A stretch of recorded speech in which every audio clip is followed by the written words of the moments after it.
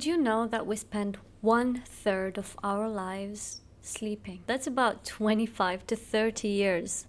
We spend those years sleeping. Is sleeping really that important? Do we really need to sleep that 7 to 9 hours every single day? The answer is yeah. I have to answer it right now before spitting some insane facts that are going to make you and me sleep early. Do we sleep just to rest? Is it just to dream? Or is there a greater purpose to sleep than what we think? Today we will be diving deep into sleep stages. Why do human beings sleep? How does sleep quality and sleep quantity differ and sort of affect your daily life? How is each sleepless night you spend damaging your brain and killing you slowly? That sounded so dramatic, but it's true. Let's get into it. Hi everyone and welcome back to a new YouTube video on my channel, and today we are talking about sleep. You might be thinking, Sarah, what happened to you? You look awful, you look tired. I am tired, but there's another reason I'm not wearing any makeup right now, because it's almost my bedtime and I thought, why should I get ready for you? You're not even subscribed. You're not a part of the VIP experience. Just kidding. I just didn't feel like it. Today we are going to talk about sleep. There has been this book that I've been wanting to read my whole life, which is Why Do We Sleep? And I didn't read it. Why? I have no idea. For thousands of years, sleep has been a mystery. Ancient Greeks believed that sleep was a gift from god of sleep. His name was Hypnos. In ancient Egypt, the dreams you see in your sleeps were all counted as messages from gods. In Chinese medicine, sleep was believed to be when the soul leaves the body to the spirit world. And even today, believe it or not, sleep is partially still a mystery to us. Even though scientists know quite a lot about sleep right now, there are a lot of unanswered questions until this very day. What actually happens when we sleep? Sleep is not as easy as an on and off switch. There are stages. Stage 1, you're drifting in and out, so easy to wake, your muscles are relaxing, and you can feel sudden twitches. In stage number 2, your body temperature and your heartbeats drop. Moving on to stage number 3, where your body is going to start repairing its muscles, tissues, boosts immune function, and release the growth hormone. REM sleep, which is the 4th and final stage, which is known as well as rapid eye movement sleep. Your brain becomes highly active in this stage. It's almost like you're awake, but your muscles are paralyzed at this point. This is when vivid dreaming occurs to you. REM sleep is crucial for memory, creativity, and emotional processing. These stages cycle every 90 minutes while you are sleeping, so it sort of happens from 4 to 6 times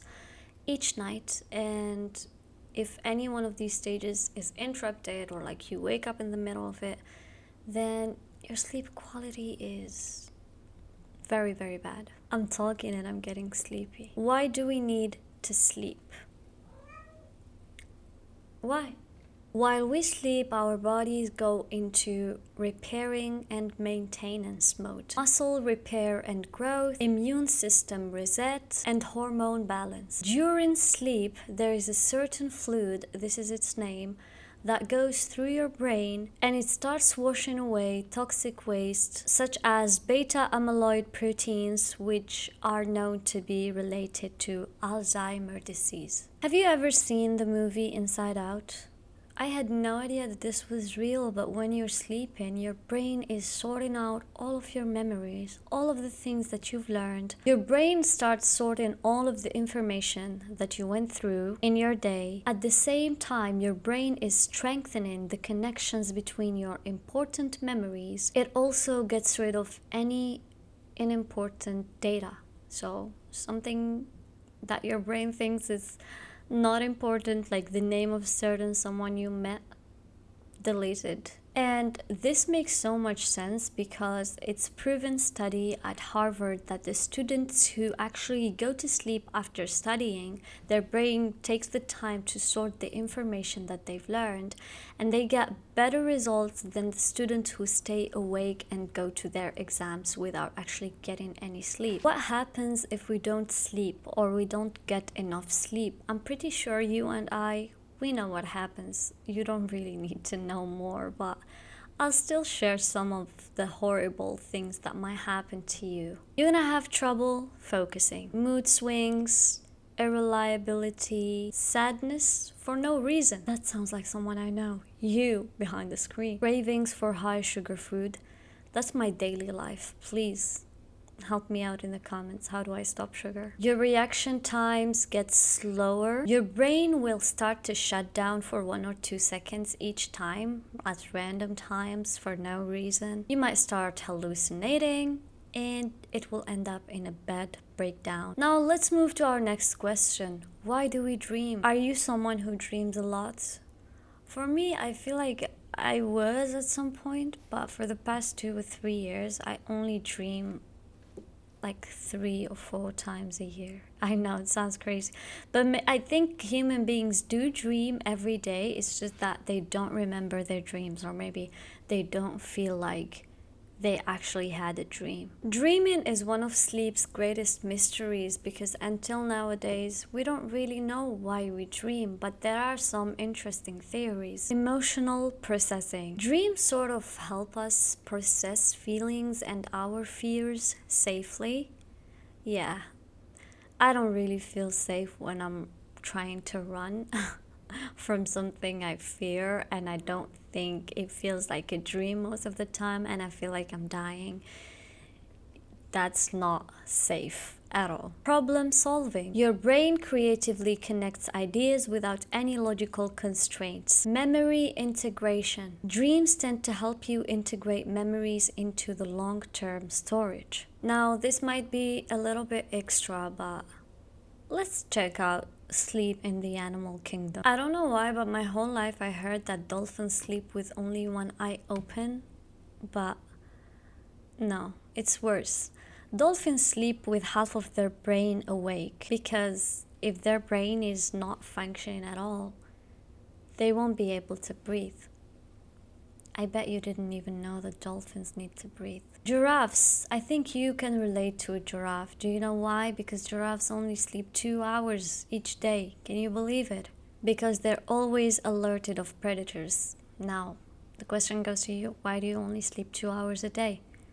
Is anyone coming after you? Should I call for help? And migrating birds sleep while flying. Honestly, that's my favorite thing so far. I'd like to sleep while flying, but what if my brain shuts down and I just fall? I'm not that great at flying, honestly. I'm worried. Oh my god, it's so dark outside.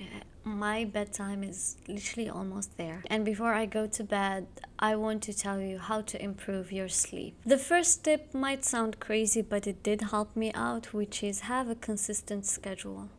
I remember like a couple of years ago, I had the most messed up sleep schedule in my life, and I almost had it back this past Ramadan because I don't know, Ramadan sleeping schedule is the hardest to try to fix.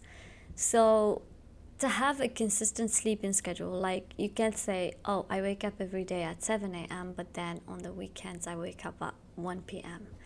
Yeah, that doesn't help your brain, and it will make it harder for you to get up at 7 a.m. again on Mondays. So for me, if I like to wake up at 5 a.m., I just do that every single day. And in the weekends, if you want to sleep in maybe 1 extra hour and then get up, you can nap later on, but it's just that in the morning, you have to try and wake up. Same goes with bedtime. You have to set a bedtime for yourself. Do you want to sleep at 10 p.m. from now on? You have to be in bed at 9. You want to sleep 11? You have to be in bed at 10. And no screens 1 hour before going to bed, no scrolling before bed. And I know sounds a little bit hard to do. I'm someone who can't sleep. Like if I'm not listening to something, I just cannot sleep. So I don't like look at the screen. I just listen to something like a crime documentary or something else interesting, but mostly crime documentaries. They just help me fall asleep. There are some creators that I really like their voices. They're so soothing and relaxing. So even if they're talking about how an human creature unalived another human creature by stabbing them 60 times with a knife for no reason, I just fall asleep. You have to sort of like be in a cool environment. Don't wear socks to bed. Please limit your caffeine. I'm not someone who consumes caffeine. I drink tea from time to time, but yeah, I can't say I'm someone who's obsessed. But I can say no caffeine, especially not coffee, after 12 p.m. Why? Because caffeine takes up to 10 hours to dissolve, and yeah, you might be able to fall asleep, but it is still there and it is going to affect your sleep quality. So you better not. And drink a maximum of 2 cups. I wouldn't say 2 cups. I think one a day is enough for you. So yeah, as I said before, be in a cool environment. It just helps your brain feel like, oh, it's time to sleep. And also the lights have to be off. I know you might say, oh, I'm someone who gets, if I'm sleepy for real, the lights on or off, it wouldn't really matter. Have a quiet space, lights off, and get a little bit cozy and warm, even though it's, you know, a bit cold around you. And that's it. I hope you learned something, because I'm not sure if I learned. Oh, something got into my eye. I look awful, but I'll go to bed. Thank you so much for watching this video. I love you, and I hope you would consider subscribing and liking. And check this video out. YouTube says you're gonna like and enjoy it. Thank you. Bye.